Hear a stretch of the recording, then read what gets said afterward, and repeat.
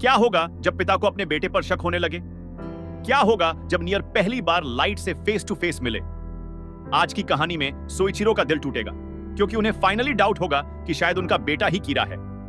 तो दोस्तों, पिछली एपिसोड में मेलो जापान आ गया था और माफिया के साथ अलायंस बना ली थी। अब सिचुएशन और कॉम्प्लिकेटेड होने वाली है। कहानी शुरू होती है टास्क फोर्स हेडक्वार्टर्स से। सुबह की मीटिंग चल रही है। लाइट, सोइचिरो, मत्सुडा, आइजावा सब प्रेजेंट हैं। आइजावा रिपोर्ट्स दे रहा है।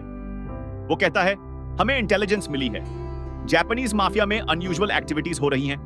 कुछ हाई प्रोफाइल मेंबर्स मिस्टीरियसली मर गए हैं। मत्सुडा कहता है, हार्ट अटैक्स?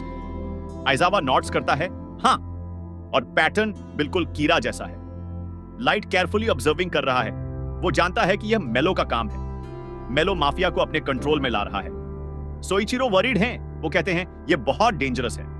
माफिया और डेथ नोट का कॉम्बिनेशन। लाइट कहता है, हमें मेलो को ट्रैक करना होगा। वो एल का सक्सेसर है। वो डेफिनेटली जापान में है। तभी एक अनएक्सपेक्टेड डेवलपमेंट होती है। एक एन्क्रिप्टेड मैसेज आता है सबके कंप्यूटर्स पर सिमल्टेनियसली। मैसेज खोलने पर एक सिंबल दिखता है, एन। मैसेज में लिखा है, I am Near, I am coming to Japan, I want to meet the task force. सब शॉक्ड हैं। नियर? एल का दूसरा सक्सेसर? वो जापान आ रहा है। लाइट इंटरनली अलर्ट हो जाता है। नियर से मिलना रिस्की है, लेकिन रिफ्यूज करना भी सस्पिशियस लगेगा। सोइचिरो कहते हैं, एल का सक्सेसर हमसे मिलना चाहता है, हमें मिलना चाहिए। लाइट केयरफुली कहता है, हां, लेकिन सावधानी से, हमें नहीं पता वो कौन है। आइजावा कहता है, शायद वो हमारी हेल्प कर सके मेलो को पकड़ने में। मीटिंग खत्म होने के बाद लाइट अकेला अपने थॉट्स में खो जाता है। र्यूक उसके पास आता है। र्यूक कहता है, लाइट, नियर आ रहा है, यह तुम्हारे लिए प्रॉब्लम हो सकती है। लाइट थॉटफुली कहता है, हां, नियर एल जितना ही स्मार्ट होगा, शायद उससे भी ज्यादा। मुझे बहुत केयरफुली प्ले करना होगा। र्यूक कहता है, और मेलो भी यहां है। तुम्हारे दो एनिमीज एक साथ। लाइट मुस्कुराता है, लेकिन वो आपस में भी एनिमीज हैं। यही मेरा एडवांटेज है। अगले दिन कुछ शॉकिंग होता है। जापानीज पुलिस हेडक्वार्टर्स पर एक अटैक होता है। Mafia members heavily armed police station को रेड करते हैं। गनफायर, केओस, पैनिक। टारगेट है कीरा इन्वेस्टिगेशन टीम की फाइल्स। मेलो चाहता है सारी इंफॉर्मेशन। टास्क फोर्स मेंबर्स भी वहां हैं। सोइचिरो, मत्सुडा, आइजावा सब बीच में फंस जाते हैं। गन फाइट होती है। पुलिस रेजिस्ट करती है, लेकिन माफिया बहुत ऑर्गेनाइज्ड है। लाइट भी वहां है। वो कवर लेता है। इंटरनली वो समझ जाता है यह मेलो का काम है। अटैक के दौरान कुछ फाइल्स चुरा ली जाती हैं। माफिया मेंबर्स एस्केप कर जाते हैं। फॉर्चुनेटली कोई सीरियस कैजुअलिटीज नहीं होती, लेकिन यह क्लियर मैसेज है, मेलो सीरियस है। अटैक के बाद हेडक्वार्टर्स में इमरजेंसी मीटिंग होती है। सोइचिरो गुस्से में है। वो कहते हैं, यह अनएक्सेप्टेबल है। माफिया ने पुलिस हेडक्वार्टर्स पर अटैक किया, हमें इन्हें रोकना होगा। आइजावा कहता है, लेकिन कैसे? मेलो के पास डेथ नोट है, वो बहुत डेंजरस है। लाइट कहता है, हमें स्ट्रेटेजिकली सोचना होगा। डायरेक्ट कॉन्फ्रंटेशन रिस्की है। मत्सुडा डरा हुआ है। वो कहता है, अगर मेलो ने हमारे नेम्स पता कर लिए और डेथ नोट में लिख दिए तो? यह थॉट सबको स्केयर्ड करता है। टास्क फोर्स मेंबर्स को रियलाइज होता है कि वो कितने वल्नरेबल हैं। उसी शाम नियर जापान पहुंचता है। वो अपना हेडक्वार्टर सेटअप करता है एक सिक्योर लोकेशन पर। नियर अपनी टीम के साथ है, रेस्टर, गवानी और कुछ अदर एजेंट्स। नियर हमेशा की तरह फ्लोर पर बैठा है, टॉयज के साथ खेल रहा है, बट उसका दिमाग पूरी तरह से केस पर फोकस्ड है। नियर रेस्टर से कहता है, जापानीज टास्क फोर्स से कांटेक्ट करो, मीटिंग अरेंज करो। रेस्टर कहता है, आप पर्सनली मिलेंगे? नियर थोड़ा हेजिटेट करता है, फिर कहता है, नहीं, अभी नहीं, पहले मैं उन्हें ऑब्जर्व करूंगा। नियर कॉशियस है। वो डायरेक्टली एक्सपोज नहीं होना चाहता। अगले दिन टास्क फोर्स को नियर का मैसेज मिलता है, वीडियो कॉल का इनविटेशन। तय समय पर सब स्क्रीन के सामने बैठते हैं। कनेक्शन एस्टैब्लिश होता है। स्क्रीन पर एक सिलुएट दिखता है, फेस नहीं दिख रहा। वॉइस डिस्टॉर्टेड है। डिस्टॉर्टेड वॉइस कहती है, hello, I am near, else successor. Soichiro respectfully कहते हैं, नियर सान, थैंक यू फॉर कॉन्टैक्टिंग अस, हमें आपकी हेल्प चाहिए। नियर कहता है, मैं कीरा को पकड़ना चाहता हूं, एल का अनफिनिश्ड मिशन कंप्लीट करना चाहता हूं। लाइट केयरफुली ऑब्जर्व कर रहा है। Voice, speech pattern, everything. Near continue करता है, लेकिन पहले मुझे आप लोगों को कुछ बताना है। मेलो भी एल का सक्सेसर है, लेकिन वो रेकलेस है, वो माफिया के साथ काम कर रहा है। इजावा कहता है, हमें पता है, उन्होंने हमारे हेडक्वार्टर्स पर अटैक किया था। नियर कहता है, मेलो डेंजरस है, लेकिन वो इमोशनल भी है, ये उसकी वीकनेस है, हम इसे यूज कर सकते हैं। मीटिंग कंटिन्यू होती है। नियर कुछ स्ट्रैटेजी सजेस्ट करता है। वो बहुत इंटेलिजेंट और एनालिटिकल लगता है। लाइट को फील होता है कि नियर एल से भी ज्यादा डेंजरस हो सकता है। एल इमोशनल था कुछ मामलों में, लेकिन नियर कंप्लीटली लॉजिकल है। मीटिंग खत्म होने के बाद सोइचिरो लाइट के पास आते हैं प्राइवेट कन्वर्सेशन के लिए। सोइचिरो सीरियस एक्सप्रेशन के साथ कहते हैं, लाइट, मुझे तुमसे कुछ पूछना है। लाइट कैशियसली कहता है, हाँ डैड। सोइचिरो कुछ सेकंड्स पॉज करते हैं, फिर कहते हैं, एल को तुम पर शक था, उसने तुम्हें डिटेन भी किया था, अब नियर भी एक्टिव है। लाइट, मुझे सच बताओ, क्या तुम किरा हो? यह क्वेश्चन लाइट को शॉक करता है। उसके अपने पिता डाउट कर रहे हैं। लाइट के चेहरे पर हर्ट का एक्सप्रेशन आता है। वो कहता है, डैड, आप ये कैसे पूछ सकते हैं? मैं कीरा नहीं हूं, मैं तो कीरा को पकड़ने में हेल्प कर रहा हूं। सोइचिरो गिल्टी फील करते हैं।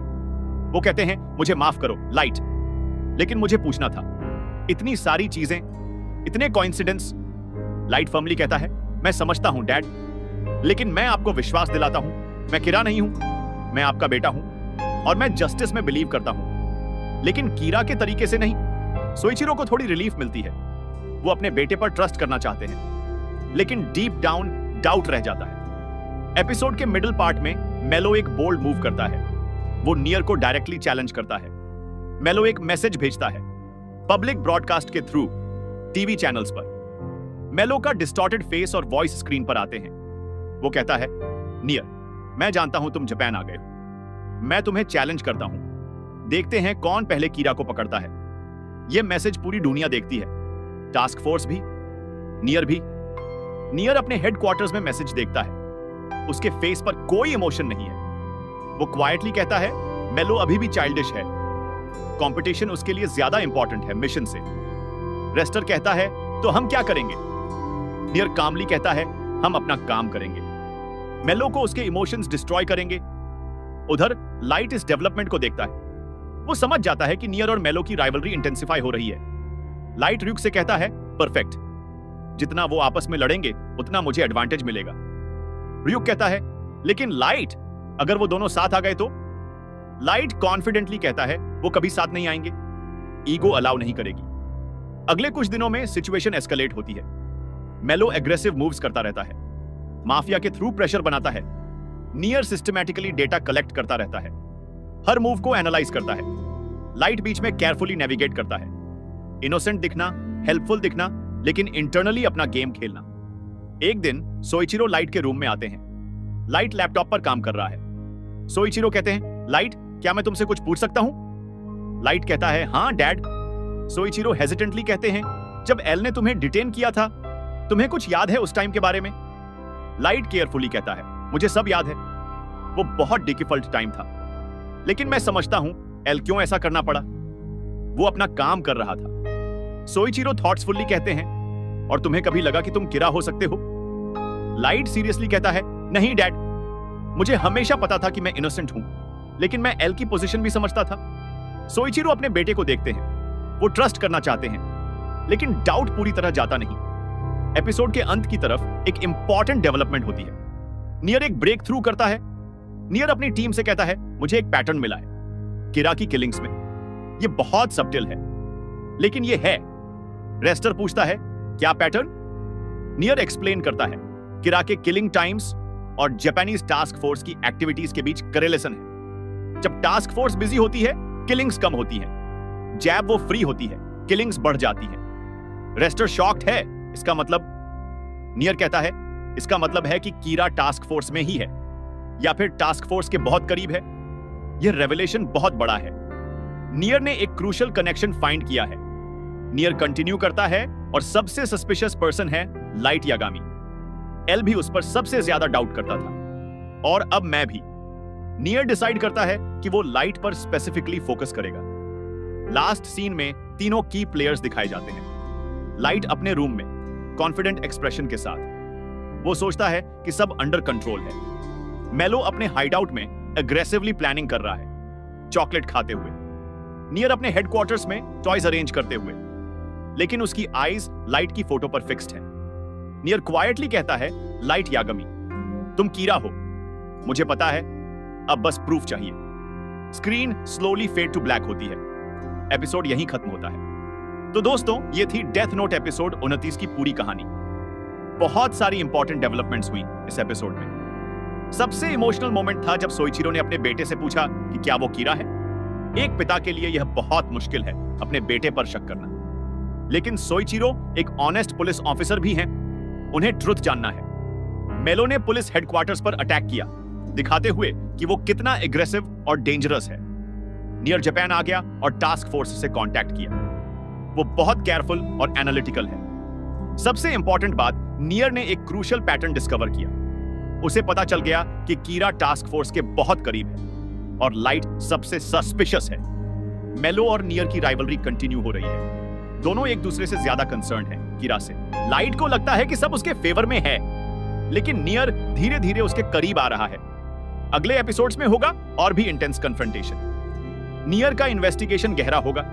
क्या वो लाइट को फाइनली एक्सपोज कर पाएगा